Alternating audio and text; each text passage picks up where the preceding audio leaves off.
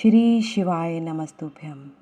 नारद जी ने ब्रह्मा जी से पूछा कि जिस यज्ञ में दक्ष ने महादेव जी को आमंत्रित नहीं किया था, उस यज्ञ में श्री विष्णु जी उपस्थित क्यों हुए थे। तो इससे संबंधित ब्रह्मा जी ने एक पूर्व की कथा सुनाई, जिसमें दधीची जी द्वारा भगवान विष्णु को श्राप दिया गया था, जिसके फलस्वरूप भगवान विष्णु दक्ष के महायज्ञ में आए थे। आज की कथा में हम जानेंगे कि जब वीरभद्र जी के द्वारा जब यज्ञ को पूरी तरह से विध्वंस कर दिया गया और देवताओं के अंग भंग कर दिए गए, उसके बाद वीरभद्र जी वापस लौट गए और सभी देवता अपने दुख से व्याकुल हो ब्रह्मा जी के पास गए और निवेदन करने लगे। और सभी देवता फिर मिलकर भगवान शिव के पास जाकर निवेदन करने लगे, जिसके फलस्वरूप क्या हुआ ये हम आज की कथा में जानेंगे। तो कथा प्रारंभ करते हैं, परंतु सबसे पहले हम बोलेंगे हर हर महादेव नमः शिवाय। नारद जी ने कहा, विधाता आप शिव तत्व का साक्षात्कार कराने वाले हैं। आपने यह बड़ी अद्भुत एवं रमणीय शिव लीला सुनाई है। तात वीरभद्र जब दक्ष के यज्ञ का विनाश करके कैलाश पर्वत पर चले गए, तब क्या हुआ यह हमें बताइए। ब्रह्मा जी बोले, नारद, रुद्रदेव के सैनिकों ने जिनके अंग भंग कर दिए थे, वे समस्त पराजित देवता और मुनि उस समय मेरे लोक में आए। वहाँ मुझ स्वयंभू को नमस्कार करके सबने बारंबार मेरा स्तवन किया, फिर अपने विशेष कलेश को पूर्ण रूप से सुनाया। उसे सुनकर मैं पुत्र शोक से पीड़ित हो गया और अत्यंत व्यग्र हो व्यथित चित्त से बड़ी चिंता करने लगा। फिर मैंने भक्ति भाव से भगवान विष्णु का स्मरण किया, इससे मुझे समयोचित ज्ञान प्राप्त हुआ। तदनंतर देवताओं और मुनियों के साथ मैं विष्णु लोक में गया और वहाँ भगवान विष्णु को नमस्कार एवं नाना प्रकार के स्तोत्रों द्वारा उनकी स्तुति करके उनसे अपना दुख निवेदन किया। मैंने कहा, देव, जिस तरह भी यज्ञ पूर्ण हो, यजमान जीवित हो और समस्त देवता तथा मुनि सुखी हो जाएं, वैसा उपाय कीजिए। देव देव रमानाथ देव सुखदायक विष्णु, हम देवता और मुनि निश्चय ही आपकी शरण में आए हैं। मुझ ब्रह्मा की यह बात सुनकर भगवान लक्ष्मीपति विष्णु, जिनका मन सदा शिव में लगा रहता है और जिनके हृदय में कभी दीनता नहीं आती, शिव का स्मरण करके इस प्रकार बोले। श्री विष्णु ने कहा, देवताओं, परम समर्थ तेजस्वी पुरुष से कोई अपराध बन जाए तो भी उसके बदले में अपराध करने वाले मनुष्यों के लिए वह अपराध मंगलकारी नहीं हो सकता। विधाता समस्त देवता परमेश्वर शिव के अपराधी हैं, क्योंकि इन्होंने भगवान शंभु को यज्ञ का भाग नहीं दिया। अब तुम सब लोग शुद्ध हृदय से शीघ्र ही प्रसन्न होने वाले उन भगवान शिव के पैर पकड़कर उन्हें प्रसन्न करो, उनसे क्षमा मांगो। जिन भगवान के कुपित होने पर यह सारा जगत नष्ट हो जाता है तथा जिनके शासन से लोकपालों सहित यज्ञ का जीवन शीघ्र ही समाप्त हो जाता है, वे भगवान महादेव इस समय अपनी प्राण वल्लभा सती से बिछुड़ गए हैं तथा अत्यंत दुरात्मा दक्ष ने अपने दुर्वचन रूपी बाणों से उनके हृदय को पहले से ही घायल कर दिया है। अतः तुम लोग शीघ्र ही जाकर उनसे अपने अपराधों के लिए क्षमा मांगो। विधे, उन्हें शांत करने का केवल यही सबसे बड़ा उपाय है। मैं समझता हूँ ऐसा करने से भगवान शंकर को संतोष होगा। यह मैंने सच्ची बात कही है। ब्राह्मण, मैं भी तुम सब लोगों के साथ शिव के निवास स्थान पर चलूँगा और उनसे क्षमा मांगूंगा। देवता आदि सहित मुझ ब्रह्मा को इस प्रकार आदेश देकर श्रीहरि ने देवगणों के साथ कैलाश पर्वत पर जाने का विचार किया। तदनंतर देवता, मुनि और प्रजापति आदि जिनके स्वरूप ही हैं, वे श्रीहरि उन सबको साथ ले अपने वैकुंठ धाम से भगवान शिव के शुभ निवास गिरि श्रेष्ठ कैलाश को चले गए। कैलाश भगवान शिव को सदा ही अत्यंत प्रिय है। मनुष्यों से भिन्न किन्नर, अप्सराएं और योग सिद्ध महात्मा पुरुष उसका भली भांति सेवन करते हैं तथा वह पर्वत बहुत ही ऊंचा है। उसके निकट रुद्रदेव के मित्र कुबेर की अलका नामक महादिव्य एवं रमणीय पुरी है, जिसे सब देवताओं ने देखा। उस पुरी के पास ही सैगंधिक वन भी देवताओं की दृष्टि में आया, जो सब प्रकार से वृक्षों से हरा भरा एवं दिव्य था। उसके भीतर सर्वत्र सुगंध फैलाने वाले सैगंधिक नामक कमल खिले हुए थे। उसके बाहर भाग में नंदा और अलकनंदा, ये दो अत्यंत पावन दिव्य सरिताएं बहती हैं जो दर्शन मात्र से ही प्राणियों के पाप हर लेती हैं। यक्षराज कुबेर की अलकापुरी और सैगंधिक वन को पीछे छोड़कर आगे बढ़ते हुए देवताओं ने थोड़ी ही दूर पर शंकर जी के वटवृक्ष को देखा। उसने चारों ओर अपनी अविचल छाया फैला रखी थी। वह वृक्ष 100 योजन ऊंचा था और उसकी शाखाएं 75 योजन तक फैली हुई थी। उस पर कोई घोंसला नहीं था और ग्रीष्म का ताप तो उससे सदा ही दूर रहता था। बड़े पुण्यात्मा पुरुषों को ही उसका दर्शन हो सकता है। वह परम रमणीय और अत्यंत पावन है। वह दिव्य वृक्ष भगवान शंभु का योग स्थल है, योगियों के द्वारा सेव्य और परम उत्तम है। मुमुक्षुओं के आश्रयभूत उस महायोग में वट वृक्ष के नीचे विष्णु आदि सब देवताओं ने भगवान शंकर को विराजमान देखा। मेरे पुत्र महासिद्ध सनकादि, जो सदा शिव भक्ति में तत्पर रहने वाले और शांत हैं, बड़ी प्रसन्नता के साथ उनकी सेवा में बैठे थे। भगवान शिव का श्री विग्रह परम शांत दिखाई देता था। उनके सखा कुबेर, जो गुहकों और राक्षसों के स्वामी हैं, अपने सेवक गणों और कुटुंबी जनों के साथ सदा विशेष रूप से उनकी सेवा किया करते हैं। वे परमेश्वर शिव उस समय तपस्वी जनों को परम प्रिय लगने वाला सुंदर रूप धारण किए बैठे थे। भस्म आदि से उनके अंगों की बड़ी शोभा हो रही थी। भगवान शिव अपने वत्सल स्वभाव के कारण सारे संसार के सुहृद हैं। नारद, उस दिन वे एक कुशासन पर बैठे थे और सब संतों के सुनते हुए तुम्हारे प्रश्न करने पर तुम्हें उच्चतम ज्ञान का उपदेश दे रहे थे। वे बायां चरण अपनी दाईं जांघ पर और बायां हाथ बाएं घुटने पर रखे कलाई में रुद्राक्ष की माला डाले सुंदर तर्क मुद्रा से विराजमान थे। इस रूप में भगवान शिव का दर्शन करके उस समय विष्णु आदि सब देवताओं ने दोनों हाथ जोड़ मस्तक झुकाकर तुरंत उनके चरणों में प्रणाम किया। मेरे साथ भगवान विष्णु को आया देख सत्पुरुषों के आश्रयदाता भगवान रुद्र उठकर खड़े हो गए। फिर विष्णु आदि सब देवताओं ने जब भगवान शिव को प्रणाम कर लिया तब उन्होंने मुझे नमस्कार किया। ठीक उसी तरह जैसे लोगों को उत्तम गति प्रदान करने वाले भगवान विष्णु प्रजापति कश्यप को प्रणाम करते हैं।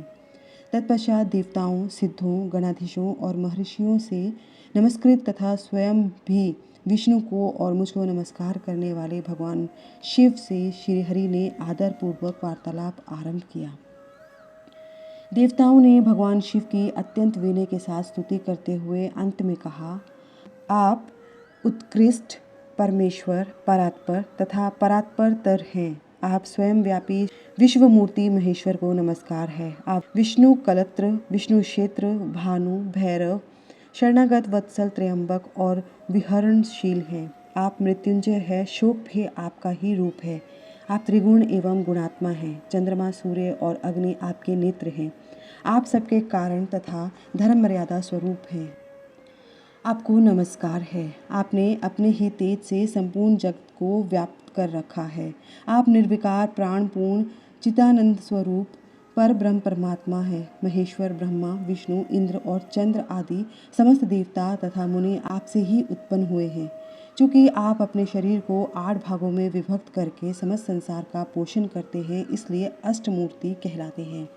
आप ही सबके आदि कारण करुणा में ईश्वर हैं। आपके भय से यह वायु चलती है। आपके भय से अग्नि जलाने का काम करती है। आपके भय से सूर्य तपता है और आपके ही भय से मृत्यु सब और दौड़ती फिरती है। दया सिंधु महेशान, परमेश्वर प्रसन्न होइए। हम नष्ट और अचेत हो रहे हैं, अतः सदा ही हमारी रक्षा कीजिए, रक्षा कीजिए। नाथ करुणानिधि शंभो, आपने अब तक नाना प्रकार की आपत्तियों से जिस तरह हमें सदा सुरक्षित रखा है, उसी तरह आप आज भी हमारी रक्षा कीजिए। नाथ दुर्गेश, आप शीघ्र कृपा करके इस पूर्ण यज्ञ का और प्रजापति दक्ष का भी उद्धार कीजिए।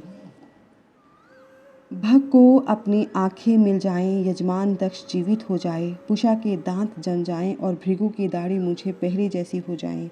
शंकर, आयुधों और पत्थरों की वर्षा से जिनके अंग भंग हो गए हैं, उन देवता आदि पर आप सर्वथा अनुग्रह करें, जिससे उन्हें पूर्णतः आरोग्य लाभ हो। नाथ, यज्ञ कर्म पूर्ण होने पर जो कुछ शेष रहे वह सब आपका पूरा पूरा भाग हो, उसमें और कोई हस्तक्षेप न करे। रुद्रदेव आपके भाग से ही यज्ञ पूर्ण हो, अन्यथा नहीं। ऐसा कहकर मुझ ब्रह्मा के साथ सभी देवता अपराध क्षमा कराने के लिए उद्यत हो हाथ जोड़ भूमि पर दंड के समान पड़ गए। ब्रह्मा जी कहते हैं, नारद, मुझ ब्रह्मा लोकपाल प्रजापति और मुनि सहित श्रीपति विष्णु के अनुनय विनय करने पर परमेश्वर शिव प्रसन्न हो गए। देवताओं को आश्वासन दे उन पर परम अनुग्रह करते हुए करुणा निधान परमेश्वर शिव ने कहा। श्री महादेव जी बोले, सुरश्रेष्ठ ब्रह्मा और श्री विष्णु देव, आप दोनों सावधान होकर मेरी बात सुने। मैं सच्ची बात कहता हूँ। तात, आप दोनों की सभी बातों को मैंने सदा माना है। दक्ष के यज्ञ का यह विध्वंस मैंने नहीं किया है। दक्ष स्वयं ही दूसरों से द्वेष करते हैं। दूसरों के प्रति जो जैसा बर्ताव करता है या जिसका जैसा बर्ताव किया जाएगा वह अपने लिए ही फलित होगा। अतः ऐसा कर्म कभी न करना जो दूसरों को कष्ट देने वाला हो। दक्ष का मस्तक जल गया, इसलिए इसके सिर के स्थान पर बकरे का सिर जोड़ दिया जाए। भग देवता मित्र की आँख से अपने यज्ञ भाग को देखे। तात, पूषा नामक देवता जिनके दांत टूट गए हैं, यजमान के दांतों से भली भांति पीसे गए यज्ञान का भक्षण करें। यह मैंने सच्ची बात बताई है। मेरा विरोध करने वाले भृगु की दाढ़ी के स्थान में बकरे की दाढ़ी लगा दी जाए। शेष सभी देवताओं के जिन्होंने मुझे यज्ञ भाग के रूप में यज्ञ की अविष्ट वस्तुएं दी हैं, सारे अंग पहले की भांति ठीक हो जाएं। अध्वर्यों आदि यज्ञिकों में से जिनकी भुजाएं टूट गई हैं वे अश्विनी कुमारों की भुजा से, और जिनके हाथ नष्ट हो गए हैं वे पूषा के हाथों से अपने काम चलाएं।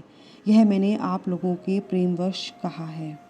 ब्रह्मा जी कहते हैं, नारद, ऐसा कहकर वेद का अनुसरण करने वाले सुर सम्राट चराचर पति दयालु परमेश्वर महादेव जी चुप हो गए। शंकर भगवान का वह भाषण सुनकर श्री विष्णु ब्रह्मा सहित संपूर्ण देवता संतुष्ट हो उन्हें तत्काल साधुवाद देने लगे।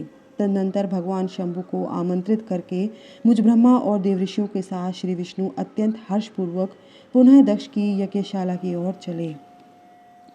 इस प्रकार उनकी प्रार्थना से भगवान शंभु विष्णु आदि देवताओं के साथ अनखल में स्थित प्रजापति दक्ष की यज्ञशाला में पधारे। उस समय रुद्रदेव ने वहाँ यज्ञ का और विशेषतः देवताओं का तथा ऋषियों का जो वीरभद्र के द्वारा विध्वंस किया गया था उसे देखा। स्वाहा, स्वधा, पूषा, तुष्टि, धृति, सरस्वती, अन्य समस्त ऋषि, पितर, अग्नि तथा अन्य अन्य बहुत से यज्ञ, गंधर्व और राक्षस वहाँ पड़े थे। उनमें से कुछ लोगों के अंग तोड़ डाले गए थे, कुछ लोगों के बाल नोच लिए गए थे और कितने ही उस सम्रांगण में अपने प्राणों से हाथ धो बैठे थे। उस यज्ञ की वैसी अवस्था देख भगवान शंकर ने अपने गणनायक महापराक्रमी वीरभद्र को बुलाकर हंसते हुए कहा, महाबाहु वीरभद्र, यह तुमने कैसा काम किया। तात, तुमने थोड़ी ही देर में देवता तथा ऋषि आदि को बड़ा भारी दंड दे दिया। वत्स, जिसने ऐसा द्रोहपूर्ण कार्य किया, इस विलक्षण यज्ञ का आयोजन किया, जिसे ऐसा फल मिला, उस दक्ष को तुम शीघ्र यहाँ ले आओ। भगवान शंकर के ऐसा कहने पर वीरभद्र ने बड़ी उतावली के साथ दक्ष का धड़ लाकर उनके सामने डाल दिया। दक्ष के उस शव को सिर से रहित देख लोक कल्याणकारी भगवान शंकर ने आगे खड़े हुए वीरभद्र से हंसकर पूछा, दक्ष का सिर कहाँ है। तब प्रभावशाली वीरभद्र ने कहा, प्रभो शंकर, मैंने तो उसी समय दक्ष के सिर को आग में हूम दिया था। वीरभद्र की यह बात सुनकर भगवान शंकर ने देवताओं को प्रसन्नतापूर्वक वैसी ही आज्ञा दी जो पहले दे रखी थी। भगवान भव ने उस समय जो कुछ कहा उसकी मेरे द्वारा पूर्ति कराकर श्री हरि द्वारा सब देवताओं ने भृगु आदि सबको शीघ्र ही ठीक कर दिया। तदनंतर शंभु के आदेश से प्रजापति के धड़ के साथ यज्ञ पशु बकरे का सिर जोड़ दिया गया। इस सिर के जोड़े जाते ही शंभु की शुभ दृष्टि पड़ने से प्रजापति के शरीर में प्राण आ गए। वे तत्काल सोकर जगे हुए पुरुषों की भांति उठकर खड़े हो गए। उठते ही उन्होंने अपने सामने करुणानिधि भगवान शंकर को देखा।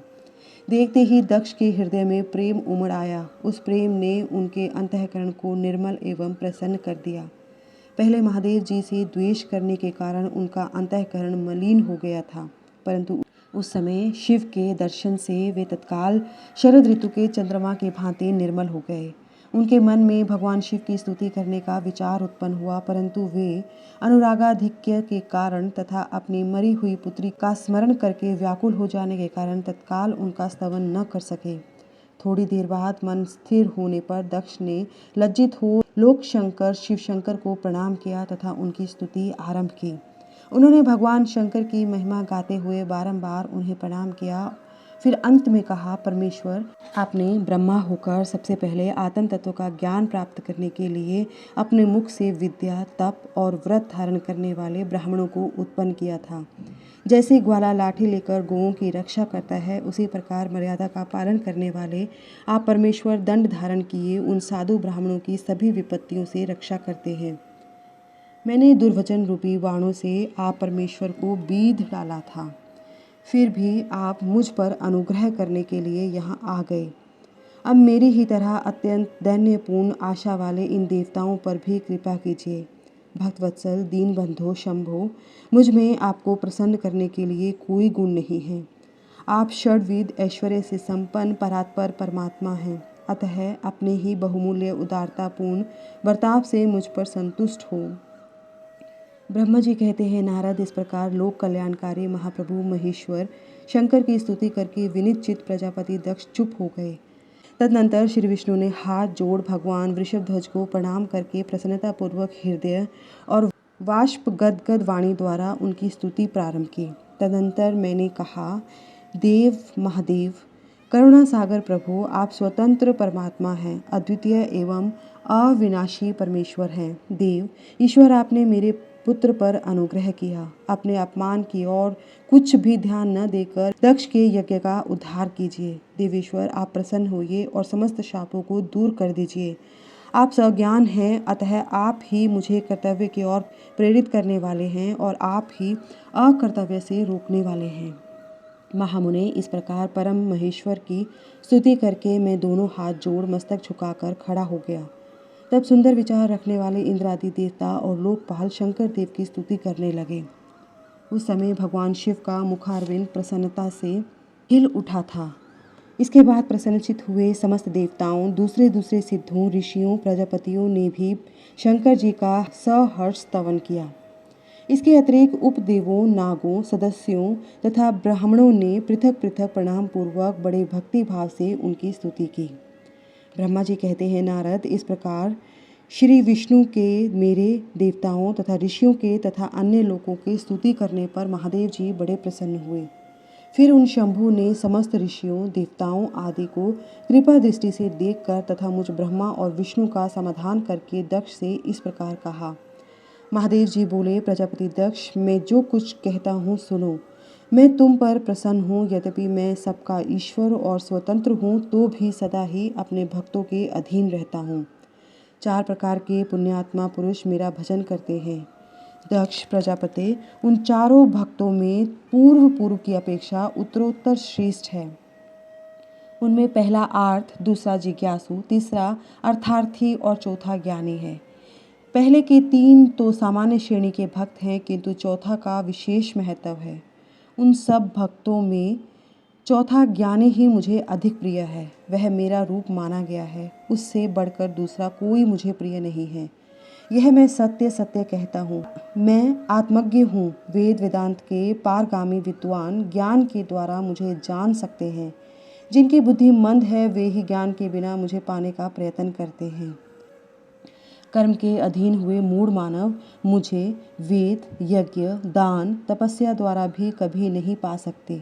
अतः दक्ष, आज से तुम बुद्धि के द्वारा मुझ परमेश्वर को जानकर ज्ञान का आश्रय ले समाहित चित्त हो कर्म करो। प्रजापति, तुम उत्तम बुद्धि के द्वारा मेरी दूसरी बात भी सुनो। मैं अपने सगुण स्वरूप के विषय में भी इस गोपनीय रहस्य को धर्म की दृष्टि से तुम्हारे सामने प्रकट करता हूँ। जगत का परम कारण रूप मैं ही ब्रह्मा और विष्णु हूँ। मैं ही सबका आत्मा, ईश्वर और साक्षी हूँ। स्वयं प्रकाश और निर्विशेष हूँ। मुने, अपनी त्रिगुणात्मिकता माया को स्वीकार करके मैं ही जगत की सृष्टि, पालन और संहार करता हूँ। उन क्रियाओं का अनुरूप ब्रह्मा, विष्णु और रुद्र नाम धारण करता हूँ। उस अद्वितीय अर्थात भेद रहित, केवल अर्थात विशुद्ध मुझ पर ब्रह्म परमात्मा में ही अज्ञानी पुरुष ब्रह्म, ईश्वर तथा अन्य समस्त जीवों को भिन्न रूप से देखते हैं। जैसे मनुष्य अपने सिर और हाथ आदि अंगों में ये मुझसे भिन्न है ऐसी परकीय बुद्धि कभी नहीं करता, उसी तरह मेरा भक्त प्राणी मात्र में मुझसे भिन्नता नहीं देखता। दक्ष, मैं, ब्रह्मा और विष्णु तीनों स्वरूपतः एक ही हैं तथा हम ही संपूर्ण जीव रूप हैं। ऐसा समझकर जो हम तीनों देवताओं में भेद नहीं देखता वही शांति प्राप्त करता है। जो नराधम हम तीनों देवताओं में भेद बुद्धि रखता है वह निश्चय ही जब तक जन्म चंद्रमा और तारे रहते हैं तब तक नरक में निवास करता है। दक्ष, यदि कोई विष्णु भक्त होकर मेरी निंदा करेगा और मेरा भक्त होकर विष्णु की निंदा करेगा तो तुम्हें दिए हुए पूर्वोक्त सारे शाप उन्हीं दोनों को प्राप्त होंगे और निश्चय ही उन्हें तत्व ज्ञान की प्राप्ति नहीं हो सकती। ब्रह्मा जी कहते हैं, मुने, भगवान महेश्वर के इस सुखदायक वचन को सुनकर सब देवता मुनि आदि को उस अवसर पर बड़ा हर्ष हुआ। कुटुंब सहित दक्ष बड़ी प्रसन्नता के साथ शिव भक्ति में तत्पर हो गए। वे देवता आदि भी शिव को ही सर्वेश्वर जानकर भगवान शिव के भजन में लग गए। जिसने जिस प्रकार परमात्मा शंभु की स्तुति की उसे उसी प्रकार संतुष्ट चित्त हुए शंभु ने वर दिया। मुने, तदनंतर भगवान शिव की आज्ञा पाकर प्रसन्न चित्त हुए शिव भक्त दक्ष ने शिव के ही अनुग्रह से अपना यज्ञ पूरा किया। उन्होंने देवताओं को तो यज्ञ भाग दिए ही शिव को भी पूर्ण भाग दिया, साथ ही देवताओं को दान दिया। इस तरह उन्हें शंभु का अनुग्रह प्राप्त हुआ। इस प्रकार महादेव जी के उस महान कर्म का विधि पूर्वक वर्णन किया गया। प्रजापति ने ऋत्विजों के सहयोग से उस यज्ञ कर्म को विधिवत समाप्त किया। मुनीश्वर, इस प्रकार परब्रह्म स्वरूप शंकर के प्रसाद से वह दक्ष का यज्ञ पूरा हुआ। तदनंतर सब देवता और ऋषि संतुष्ट हो भगवान शिव के यश का वर्णन करते हुए अपने अपने स्थान को चले गए। दूसरे लोग भी उस समय वहां से सुखपूर्वक विदा हो गए। मैं और श्री विष्णु भी अत्यंत प्रसन्न हो भगवान शिव के सर्व मंगलदायक सुयश का निरंतर गान करते हुए अपने अपने स्थान को सानंद चले गए। सत्पुरुषों के आश्रयभूत महादेव जी भी दक्ष से सम्मानित हो प्रीति और प्रसन्नता के साथ गणों सहित अपने निवास स्थान कैलाश पर्वत को चले गए। अपने पर्वत पर आकर शंभु ने अपनी प्रिया सती का स्मरण किया और प्रधान प्रधान गणों से उनकी कथा कही। इस प्रकार दक्ष कन्या सती यज्ञ में अपने शरीर को त्याग कर फिर हिमालय की पत्नी मेना के गर्भ से उत्पन्न हुई, यह बात प्रसिद्ध है। फिर वहां तपस्या करके गौरी शिवा ने भगवान शिव का पति रूप में वर्ण किया। वे उनके वामांग में स्थान पाकर अद्भुत लीलाएं करने लगी। नारद, इस तरह मैंने तुमसे सती के परम अद्भुत दिव्य चरित्र का वर्णन किया है, जो भोग और मोक्ष को देने वाला है, संपूर्ण कामनाओं को पूर्ण करने वाला है। यह उपाख्यान पाप को दूर करने वाला पवित्र एवं परम पावन है। स्वर्ग, यश तथा आयु को देने वाला तथा पुत्र पौत्र रूप फल प्रदान करने वाला है। तात, जो भक्तिमान पुरुष भक्ति भाव से लोगों को यह कथा सुनाता है वह इस लोक में संपूर्ण कर्मों का फल पाकर परलोक में परम गति को प्राप्त कर लेता है। ओम नमः शिवाय। इसी के साथ सती खंड संपूर्ण होता है। नमः शिवाय। शिव शक्ति नमो नमः।